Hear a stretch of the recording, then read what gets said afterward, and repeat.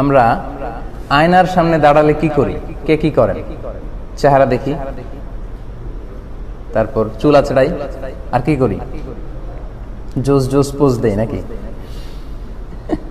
ইদানিং ছেলেপেলেরা এগুলো বলে যে আমি কি জোস, আয়নার সামনে দাঁড়ায় দেই জোস জোস পোজ। আচ্ছা, আল্লাহ রাসূল সাল্লাল্লাহু আলাইহি ওয়াসাল্লাম কিন্তু খুব সুন্দর মানুষ ছিলেন। উনি চাইলেও এই জোস জোস পোজ দিতে পারতেন এবং ওনার পোজ দেওয়াটাই সবচেয়ে সুন্দর হতো। কিন্তু লুক এট দ্য অ্যাটিটিউড। উনি আয়নার সামনে দাঁড়িয়ে প্রথমে বলতেন আল্লাহুম্মা হাসসানতা খালকি ফাআহসিন খুলুকি।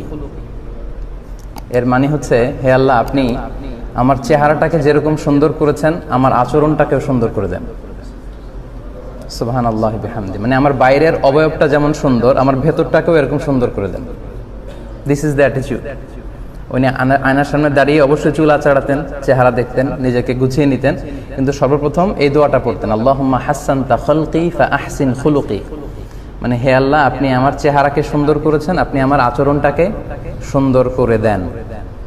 এই দোয়াটা কি সবাই পারেন? আসেন এই দোয়াটা সবাই একটু পড়ি। আল্লাহুম্মা হাসসানতা খালকি ফাআহসিন খুলুকি। আল্লাহুম্মা হাসসানতা খালকি ফাআহসিন খুলুকি। আল্লাহুম্মা হাসসানতা খালকি ফাআহসিন খুলুকি। মানে হে আল্লাহ, আপনি আমার চেহারাটাকে যেমন সুন্দর বানিয়েছেন, আমার অবয়বটা যেমনি সুন্দর, আমার ভেতরটাও যেন ঠিক তেমনি সুন্দর হয়। আমরা জানি যে আল্লাহ রাসূল সাল্লাল্লাহু আলাইহি ওয়াসাল্লাম পৃথিবীর সবচাইতে শ্রেষ্ঠতম সুন্দর মানুষ ছিলেন। আল্লাহ রাসূলের চেয়ে সুন্দর কি কেউ ছিল পৃথিবীতে? অনেকে বলে যে সাইয়েদনা ইউসুফ আলাইহিস সালাম উনি অনেক সুন্দর ছিলেন। এটা ঠিক, উনি অনেক সুন্দর ছিলেন, কিন্তু আল্লাহ রাসূলের চেয়ে বেশি সুন্দর ছিলেন না। আল্লাহ রাসূল সাল্লাল্লাহু আলাইহি ওয়াসাল্লাম বলতেন আনা মালিহুন ওয়া আখি ইউসুফু সাবিহুন। আরবিতে লবণকে আরবিতে কি বলে বলেন তো? মিলহুন। মিলহুন মানে লবণ। মিলহুন থেকে মালিহ, মালিহ মানে লাবণ্যময়। আল্লাহ রাসূল বলতেন আনা মালিহুন, আমি লাবণ্যময় সুন্দর, ওয়া আখি ইউসুফু সাবিহুন, আর আমার ভাই ইউসুফ হচ্ছে সাদা সুন্দর। ধবধবে সাদা সুন্দর ছিলেন ইউসুফ আলাইহিস সালাম, আর আল্লাহ রাসূল সাল্লাল্লাহু আলাইহি ওয়াসাল্লাম লাবণ্যময় সুন্দর ছিলেন।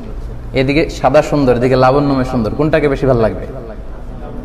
নিশ্চয়ই লাবণ্যময় সুন্দরকে ভালো লাগবে। আল্লাহ রাসূল ওই সৌন্দর্যটা পেয়েছিলেন। এবং আল্লাহ রাসূল সাল্লাল্লাহু আলাইহি ওয়াসাল্লামের যিনি খাদিম রাসূলুল্লাহ আনাস রাদিয়াল্লাহু আনহু, উনি বলেছেন ওয়া কানা কাফুহু আলিয়ানু মিনাদ দিবাজ ওয়াল হারির। আল্লাহ রাসূল সাল্লাল্লাহু আলাইহি ওয়াসাল্লামের হাতের এই তালুটা রেশমের কাপড়ের চেয়েও বেশি কোমল ছিল।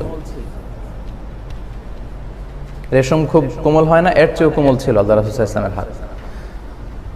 হাদিসে এসেছে যে কানা রাবাআতাম মিনাল কওম, তিনি মাঝারি আকৃতির একজন লোক ছিলেন। লাইসা বিত তাওয়িল ওয়ালা বিল কাসির, খুব লম্বাও ছিলেন না আবার খুব খাটোও ছিলেন না, মাঝারি আকৃতির ছিলেন। আজহারুল লাউন, ব্রাইট কালার, ফর্সা রঙের একজন মানুষ ছিলেন তিনি। আচ্ছা, ওয়া কুবিদা ওয়া লাইসা ফি রাসিহি ওয়া লিহিয়াতিহি 20 শা'রা বাইদা।